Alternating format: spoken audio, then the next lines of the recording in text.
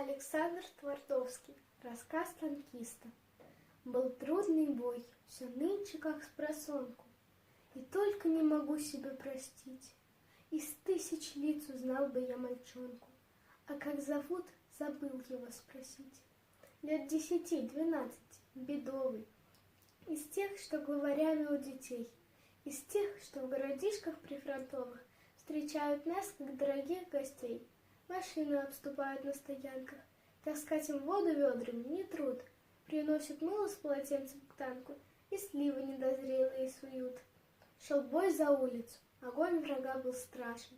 Мы прорывались к площади вперед, а он гвоздит, не выглянуть из башен, и черт его поймет, откуда бьет.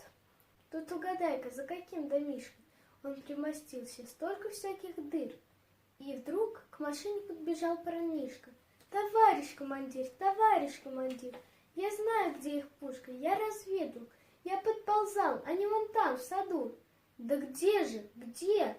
А дайте я поеду, на танке с вами прямо приведу. Что ж, бой не ждет, влезай сюда, дружище.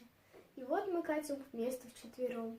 Стоит парнишка, мины, пули свищут, и только рубашонка пузырем. Подъехали. Вот здесь, и с разворота, заходим в тыл и полный газ даем. И эту пушку заодно с расчетом мы вмяли в рыхлый жирный чернозем. Я вытер пот, тушила гарь и копоть. От дома к дому шел большой пожар. И помню, я сказал: спасибо, хлопец, и руку как товарищу пожал. Был трудный бой, все нынче как спросонку, и только не могу себе простить. Из тысяч лиц узнал бы я мальчонку, но как зовут, забыл его спросить.